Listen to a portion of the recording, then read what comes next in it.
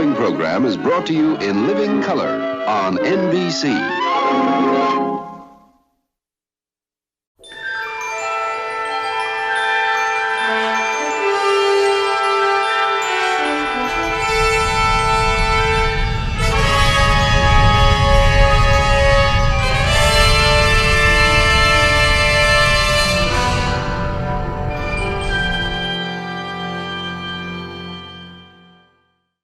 Okay, and it's time for our next segment on Where No Man Has Gone Before, the second pilot, Star Trek. Now, a little recap of how we get to this point. We had the first pilot, The Cage. When we got there was the Menagerie, but they changed it later. And that was chosen specifically because it was the most difficult, production-wise, the most difficult of the three scripts that were submitted. Yep, they submitted these other ones. One eventually became Return of the Archons, the other one became Mud's Women. And they were to show how we can do this. Imagine a show on a budget and keep it tight. But no, they wanted to... One, they didn't really want to work with Roddenberry. So it's like, if you're going to do this, you're going to make it worth a while. We want to see what you do to do the big ones. Can you pull off the planet sets and the effects? So they chose The Cage. And despite their expectations, Roddenberry pulled it off. He showed that, yes, we can do this kind of a thing once in a while. Because just by submitting the ideas for the other ones, he showed that, yeah, they could probably do the cheap ones easy. Now, we want to see what you do with the expensive ones. And they pull, and I think it was Mort Werner at NBC called back to Herb Solow after, yes, they had rejected the pilot because it wasn't the action-adventure wagon train to the stars that Roddenberry's probably. It was very deep, philosophical mindfuck type of thing. And pretty heady stuff because, once upon a time when TVs were expensive and only the rich bought them, they could play highbrow stuff because they figure only the really rich and educated people are going to get this. The poor folks still listen to the radio. But TV kind of went cheap. TVs got cheaper. The regular folks are getting them, so they, somebody got in their brain they need to, start playing to the lowest common denominator to hold an audience, So they got out of doing the social commentary. They used to do social commentary a lot. The Lieutenant was kind of behind the times in that sense. It would have been fine 10 years earlier, but now they're getting out of it, and so it wasn't, they weren't appreciated. And the lesson Roddenberry took from that is, you want to do social commentary, you got to disguise it a bit. You can't just go out and say it like you used to about 10 years earlier. But they did the Cage, and Mort Werner called back, called up, I think it was Mort Werner, I could be getting the names wrong, but one of the executives at NBC got a hold of Herb Solow. Okay, I think we need to apologize. We kind of sandbagged you there, because we did pick the toughest of the three to do, and you pulled it off. But we feel kind of bad. We want to, still think this show could be good here. So I wonder what we can do here. And Herb, I think, came up with the idea, well, how about just do a second pilot? Okay, all right, fine. We got the sets, we got the costumes. We'll do a few notes here and there, and they apparently were fine with Jeff Hunter. He's a marquee star at that point. He'd been in some big movies. But everything else they weren't too happy with, and they wanted to change a lot of stuff, especially the guy with the ears. They also weren't too happy with Roddenberry trying to cast his girlfriend as the female lead. It's like they didn't have a problem with a female lead as second in command. They had a problem with Jean casting Majel Barrett. Because they knew from dealing with Lieutenant, she was always hanging around there. It was clearly his girlfriend. And he also known he was married to someone else. So, but there's no way Gene's going to tell Majel that. So that's where the whole myth of the test audience didn't like it, and they didn't believe in a female in command, which was bull. They had no problem with the female in command. They had a no, we're not putting her in there because she's banging you. No. And they probably had a list, we'll accept these gals here. They're perfectly fine. They have, even bigger names here. Majel was nobody. She was a bit, that gal that was in that thing type of thing. But anyway.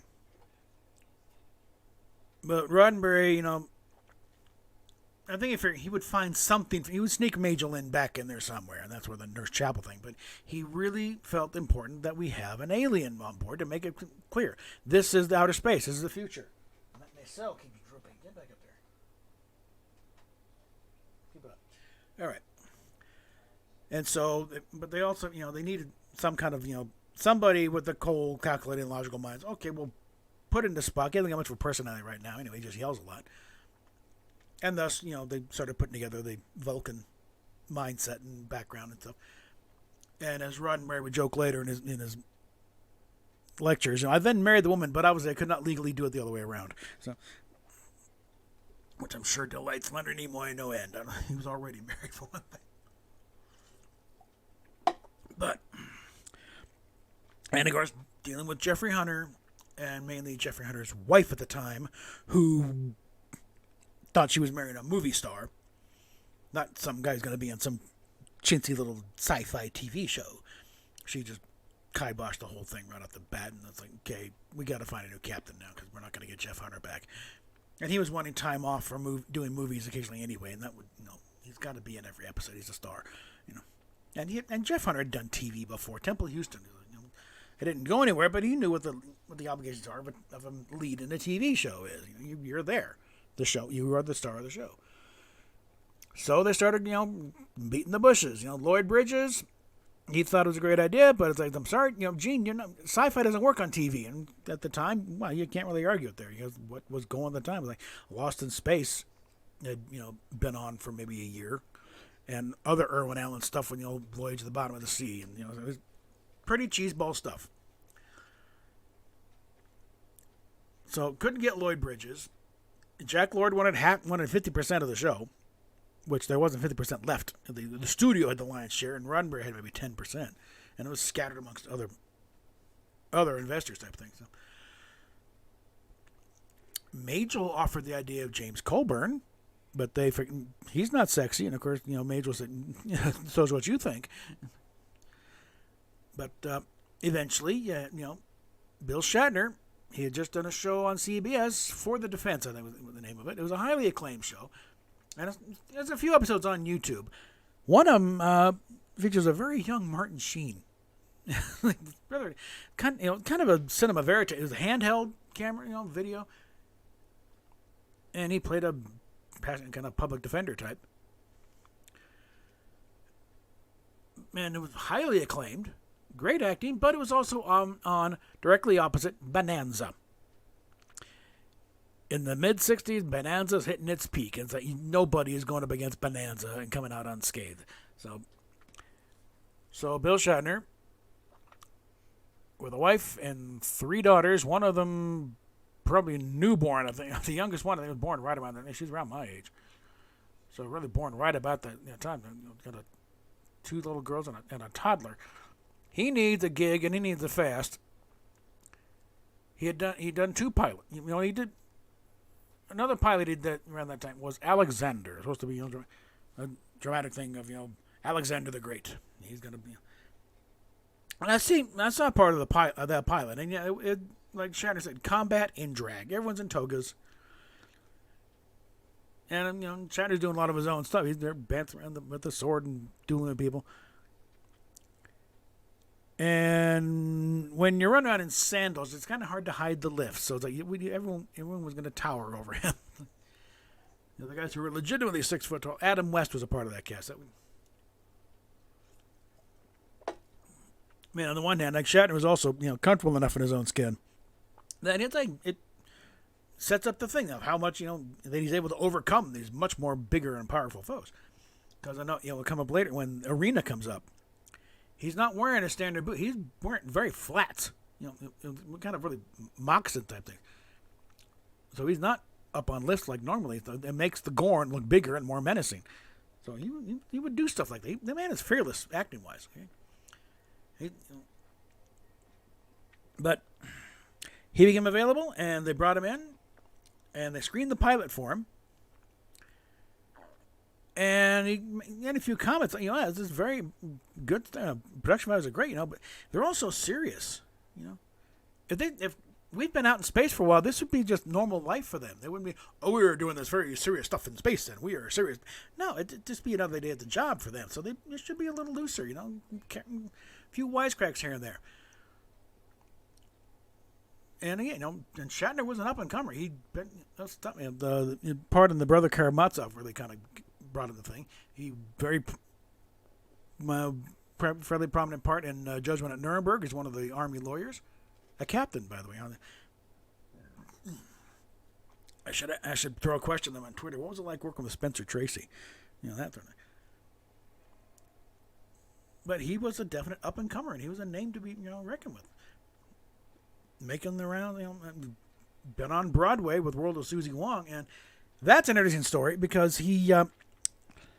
It wasn't a very good play. Let's put it that way. It was sort of a bit on the melodramatic side, and it's just like as a straight drama.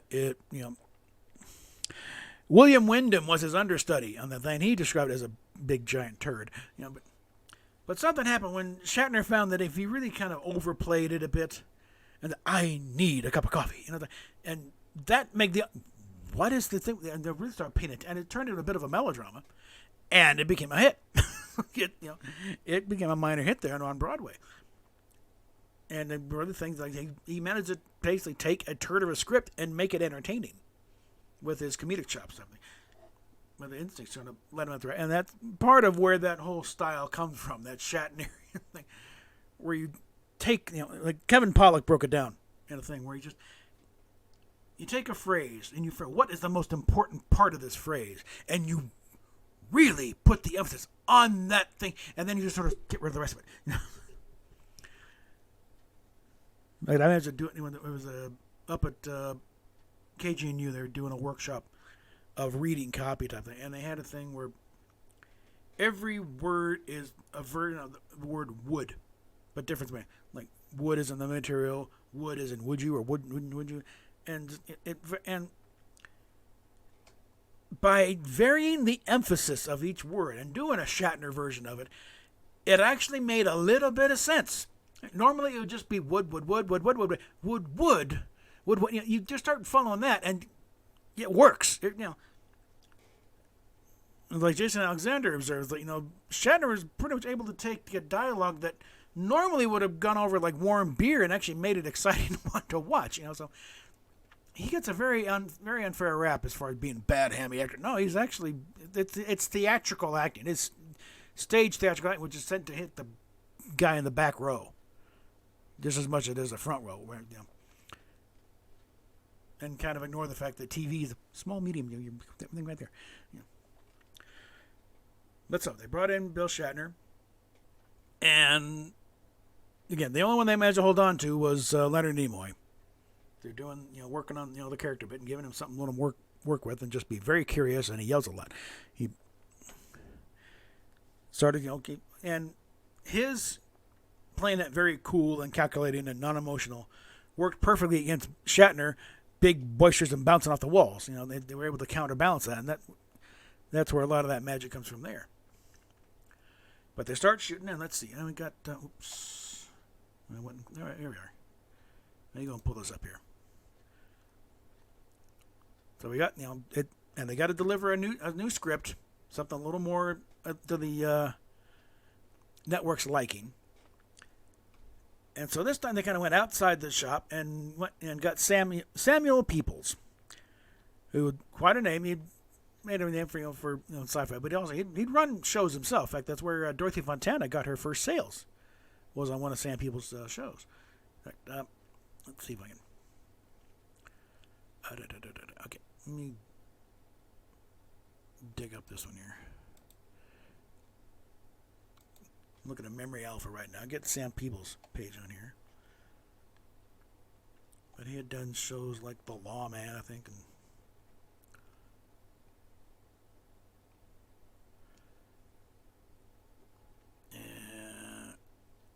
okay, he'd been done a couple of Custer and Lancer.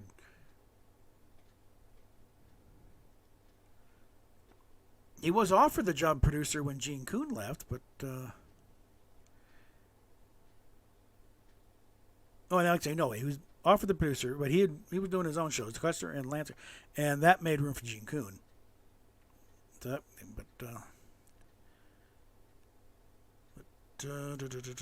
he also had one of the biggest sci-fi pulp collections on the planet, which became useful when they're trying to figure out how to, this is before, when they're still trying to design the Enterprise, able to look through all the various things over the years. Partially the thing of what we will not do, no fins, no fire, no, but also something that would strike him. And there's one of them that kind of struck out like the rock, but some nacelles off to the side. Like, okay, there's something there.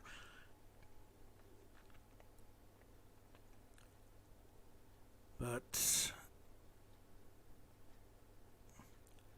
yeah, he offered the job of line producer in August '66 when I think John D.F. Black had enough and was leaving. But he, came up with the story for Where No Man Has Gone Before, and later on was able to actually argue back to Isaac Asimov didn't quite get the thing of this energy barrier at the edge of the galaxy. I don't know what the actual argument was, but people's actually got Isaac Asimov to shut up. That is a tall feat to get Isaac Asimov to back off. Oh, okay.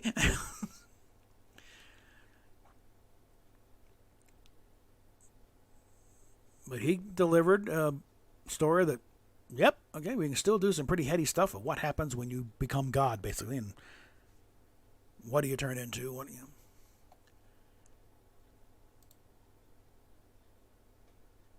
And of course, and it ends though with Bill Shatner in a fist fight with a god. And this also we're getting Gary Lockwood, who was just recently released from, and just a couple years earlier, worked with with Roddenberry as the lead and the lieutenant, and done very good. I've seen a few episodes. He did a good job, but he had just signed on to do 2001. And he wasn't quite sure he'd be available to guest star, but no, it really means a lot to him. And as it turned out, 2001 was so ridiculously long. By the time they got to Gary, it's like, yeah, they were able to do Where No Man Has Gone Before with no problem. And that was the thing, they said that the part of Gary Mitchell, a guy who gets turned into a god. That's perfect for an arrogant guy like Gary Lockwood. So. But there was also a dynamic because he had to acknowledge that all right, Shatner's the quarterback of this team now, so I got to play second fiddle a bit for a while and let it do the thing. But they went about and skip a lot of this here. So okay, the opening titles though. Now the version they submitted to NBC. They still hadn't done a really opening title sequence at this point. It was just, the opening narration. Well, there was an opening voiceover. Let's see if we can find it here. Yeah, it's the picture of the galaxy slowly zooming back. Yeah, we get this Enterprise log, Captain James Kirk commanding. We are leaving that vast cloud of stars and planets which we call our galaxy. Beyond us, Earth, Mars, Venus, even our sun are just specks of dust. The question, what is out there in the black void beyond? Until now, our mission has been that of space law regulation, contact with Earth colonies, and investigation of alien life. But now, a new task, a probe out into where no man has gone before. And then it gets to, Enterprise flyby and the log entry, the impossible has happened. They pick up the probe and beam it on. And then you get kind of a Quinn Martin thing. Where it's like, they right after they beam the thing on, it starts going, starts transmitting, freeze frame, Star Trek, tonight's episode, Where No Man Has Gone Before, And they go, and it does that every time he's supposed to go commercial, may come back, Star Trek, Act 2, And a very different, there are hints of the original theme of the theme in this one throughout the score of the show.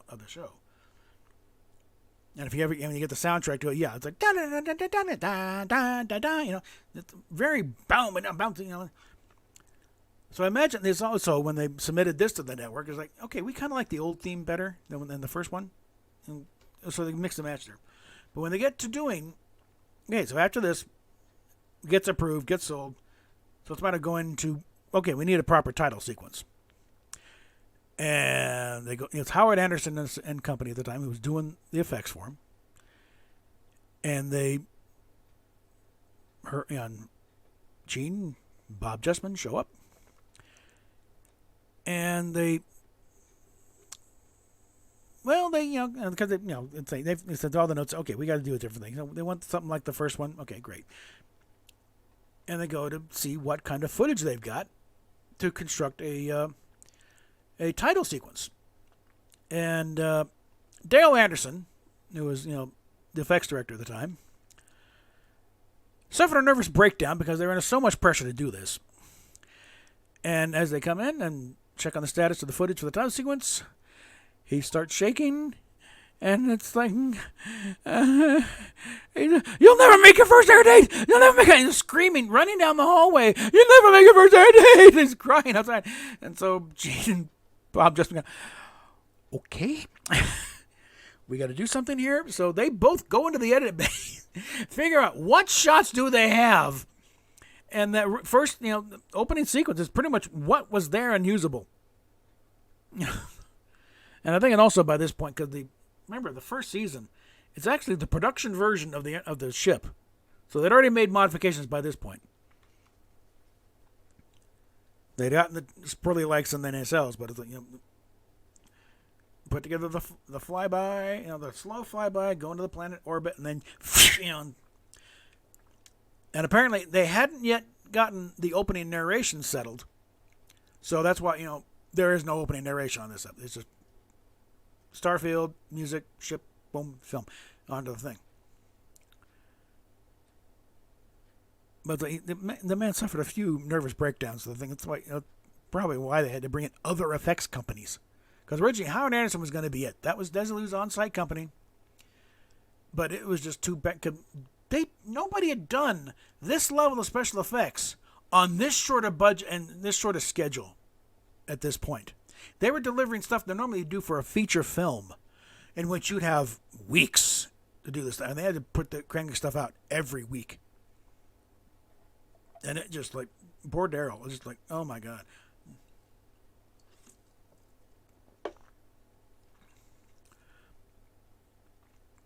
And so apparently after that, then they figured, okay, we should have an opening narration of some sort here. And then they started hashing that out. And that went through several versions. And most of it came from John D.F. Black. The whole thing, Space, the Final Frontier, Strange New Worlds, and they like the title Where No Man Has Gone Before. Yeah, we should use that, incorporate that in there. But okay, they got it. NBC got it. Wait, okay, great, more like this. And again, at this point though, when they do this, it's still in the thing of pilots generally weren't shown to, weren't aired. Especially ones that go through this, made substantial changes like this. I mean, you had a lot of the regular cast in this one by this point, but you're still talking uniforms that they were changing around. When they went to regular production, they moved from the Culver City lot. They shot the two pilots in the same area, the Culver City lot. But for regular production, they moved it to Gower Street, on Marathon, next to Paramount. And when they did that, they built essentially a new bridge set, because the other one was big, huge wooden creaky thing. They did a lot of it was they did fiberglass castings and just did that, so it was a lot lighter and easier to move around. And also more sections were completely wild. We could pull the whole thing out, because the pilot version there wasn't much maneuver. You couldn't do much as far as getting a camera in there. So they were able to do a lot of stuff, and also the uniforms. You see the publicity pictures with Bill Leonard and Grace Lee Whitney, and the not quite their uniforms, but they're playing around stuff, and they're still changing the ship, because like I said, by the time they got to redoing the opening titles for because when they realized it, probably pretty quick realization, we need some airable episodes now, and we can't use the first pilot because everyone's different. We can get away with the second pilot, because at least we got the same leads. So that's going to have to go in the hopper, whether they like it or not. So they had to change the title on that.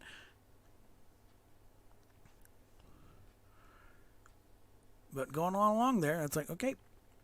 So let's see. Let's look at the dates here. And also another thing in the Bob Justman can tell how long a script's going to do just by how much the script weighs. He figured it was going to be 9 days to shoot. The Desilu board, no, 7 days. Well, the old guard, they figured it would take 10 or 11 days, but they went through it. They got through 7 days. They started filming on 19 July.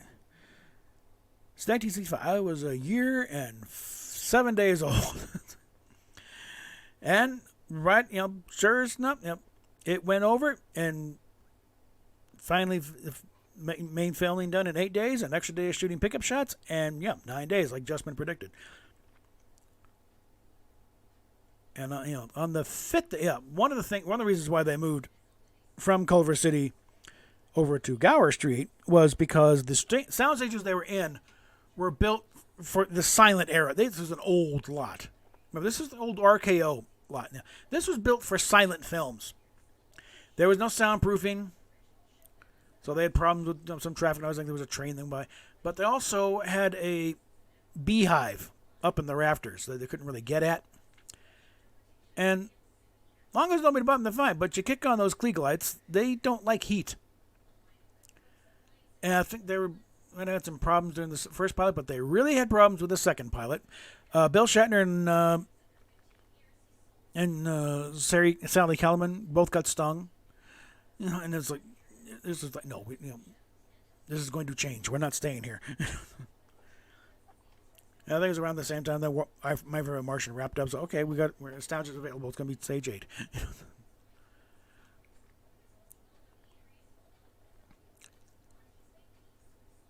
But they reused, again, obviously the sets and the uniforms, and tweaked the hand laser pops just a little bit to put typewriter keys, paint them silver. Okay, looks a little different now.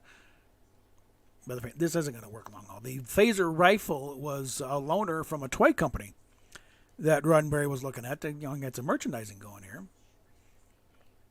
But after maybe not. The guy took it back. It eventually went to auction just a few years ago, and it went for big bucks. But they reused the big mountainous backdrop they used in the cage, and the planets that was probably still standing there. And one of the notes here is they took the helm because they did the same thing in the pilot and the cage too, where they had the transporter console was the console from the helm, and then on the bridge, just moved it down and put it on a pedestal. There we go. It's like we'll figure out something later. We're just trying to sell the show. And then a slight change in the transporter, which they didn't like, and changed it right back. So, but let's see going on here. Yeah, Reuben Claimer, the company that with the phaser rifle. And a slightly different alert, indicator on the helm thing, and those gooseneck viewers. And Kirk used the same communicator that they had in the first pilot. And then a little trivia note: the insignias for science and engineering were swapped during this point. And they get back the other way. And let's see, Eddie Paskey was in this episode. He was a background guy like that, but he's in the very first scene in the rec room. If you look back behind Kirk, it's like there's Eddie Paskey back there. So, Mr. Leslie goes way back to the pilots.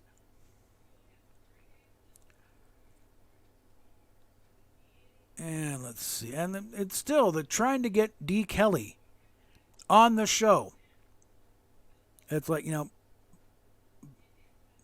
actually tried when the Cage, but they did, he was still typecast as a heavy and a western, so they got Paul Fix.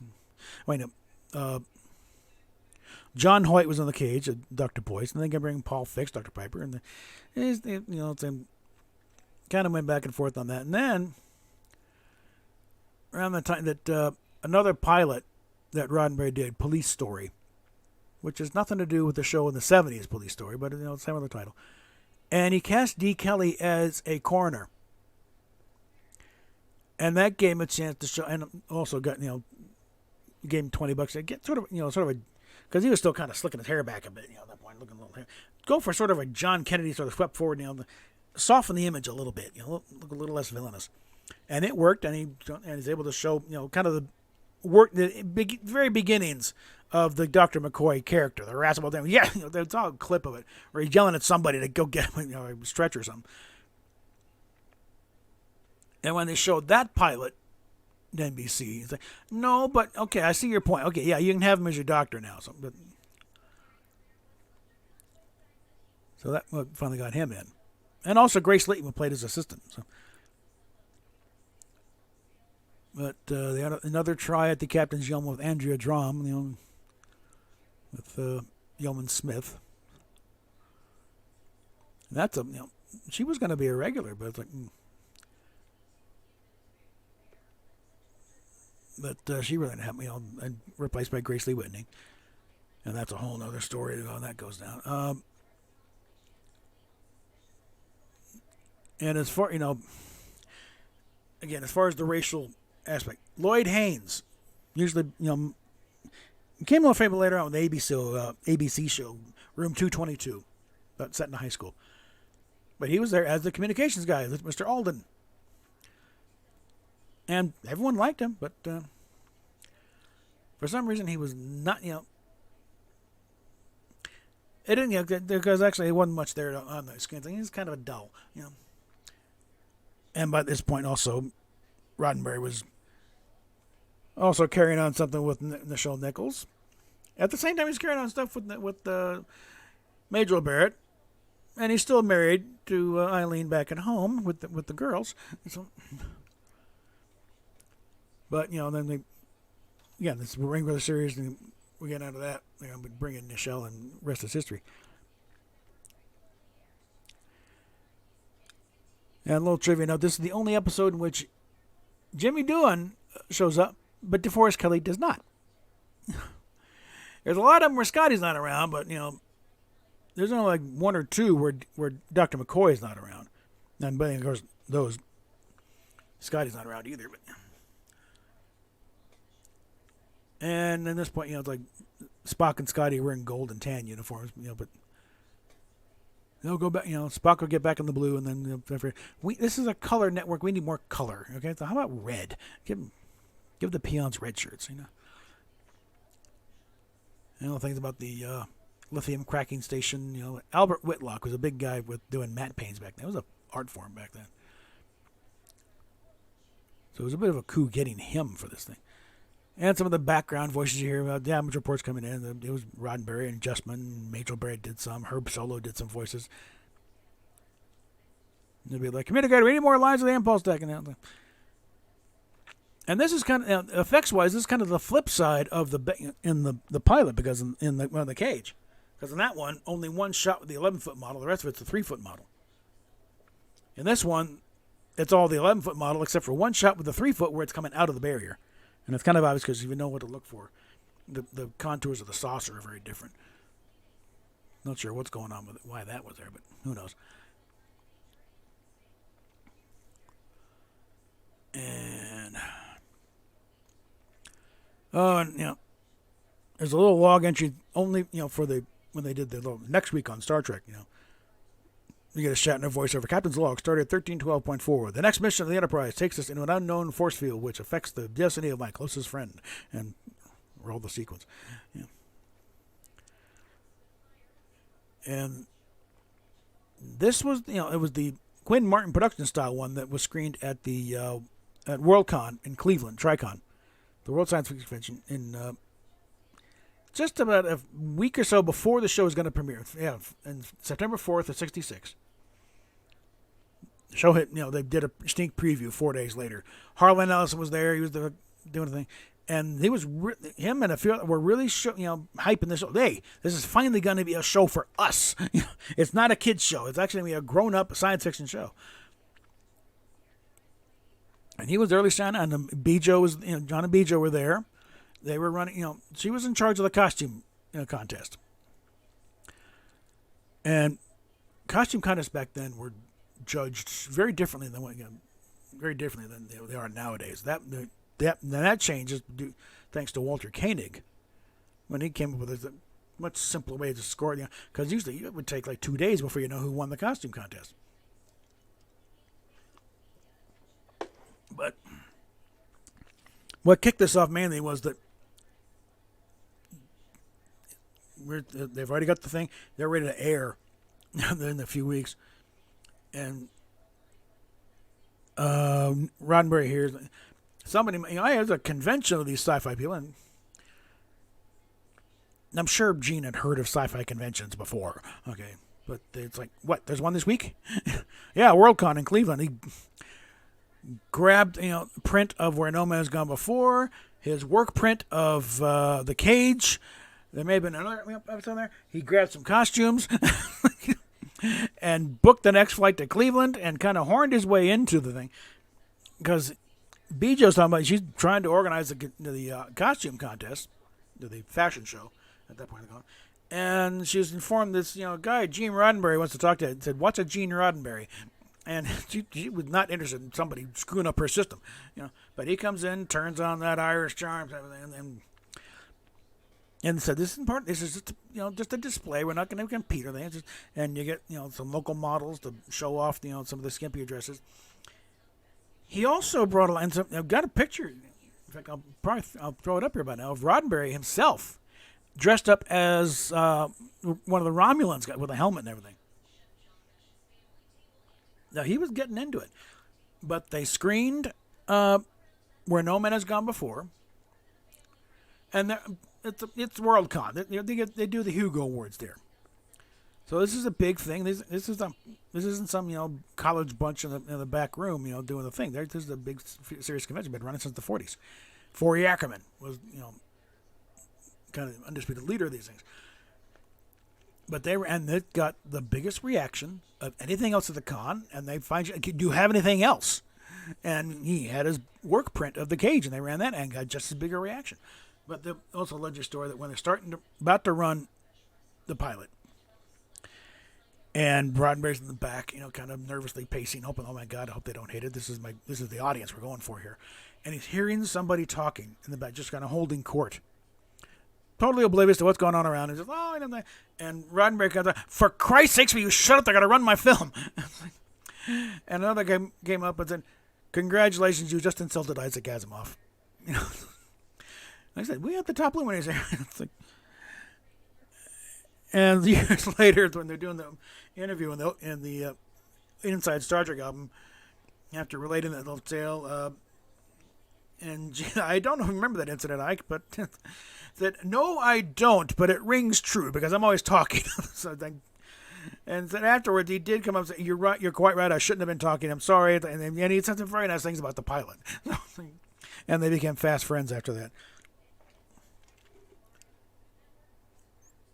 But it was like, apparently it's like the accounts of what they were very close to lifting up Roddenberry on their shoulders and carrying him out of the room in triumph. And it's like, "Yes, you are saved."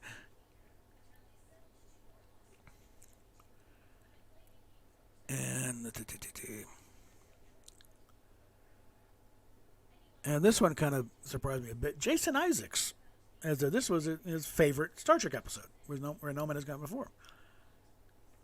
I said he's tried many for years to try and get that godlike power and everything. He still tries sometimes in his quiet moments.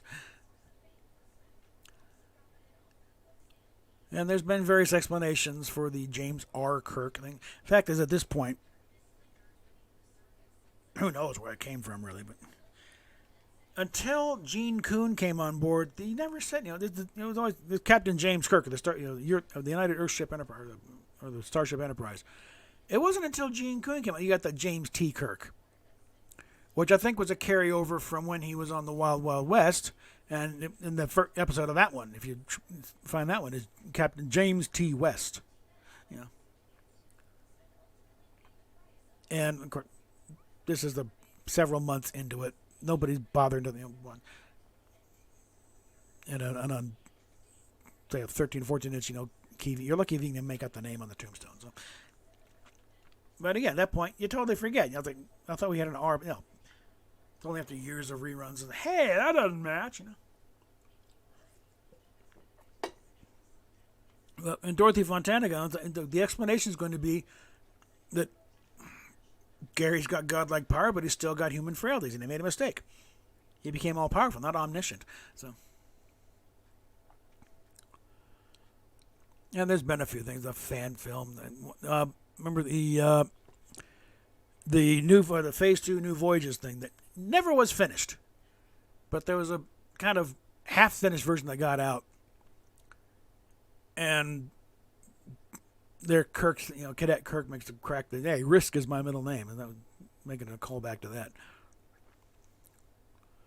And it's, other ones, one of the books, Michael Jan Freeman saying, at one point he said, yeah, racquetball's my middle name type thing. And later in the story, Mitchell changed it to rhinoceros when Kirk just sort of steamrolls through a conversation.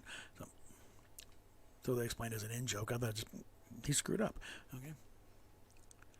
And that's the one they went with in the New Voyage, and not New Voyage, Star Trek Continues, when they wrapped it all up in the end.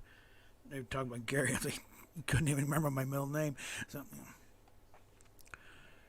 but let's see. The episode was commissioned by NBC on March 26th of 65. Now, again, they delivered the thing in January of 65. By February, they'd say, no, but let's try it again. Let's be fair. See if we can do a better job this time. Just, not as expensive, and give us some action. And so they got the story outline from Sam Peebles in first week of April 65, revised in the second week, and the first draft teleplay was in late April 65. So April was done. Revised first draft 27 May. Second draft teleplay by Roddenberry was 16 June. Final draft teleplay was 26 June. Revised final draft teleplay 8th of July. Additional revisions 12 July on my first birthday. Another one 2 days later, and then on the 15th, and they started filming on the 19th of July. And finished 10 days later to the 29th of July. And it's all over on the Desilu Culver soundstage. First thing they do is the recreation room quarters, the transporter room, the briefing room, which was the same room as there. So Day 2 was the turbolift and the bridge. Day 3 is the bridge. They had a lot of time on the bridge. By day 5, we're now into sick bay and the Delta Vega control room. More in the Delta Vega control room. They don't get to the planet's surface until day 7. And all of day 8 was there, and then day 9 was just, getting some pickup shots here and there. They recorded the score on the 29th of November. And then September 22nd is when it finally aired in its revised format. And they reran it again in 20th of April 67. And the first time it aired in the UK was on my 5th birthday, 12 July. And then the remastered version hit the screens on the 20th January 2007. And then the video releases, but who cares about that? We got all this stuff here, and we don't need all that. So, but yeah, from that point on, it's like, okay, we're off and running. Now we're going to be going production order here. So, next one's going to be the Corbomite maneuver, and that one really served because it was the first regular production episode we filmed, and it really served as kind of a third pilot because you got all the exposition of it. But we will deal with that when we deal with that. So we'll talk at you later.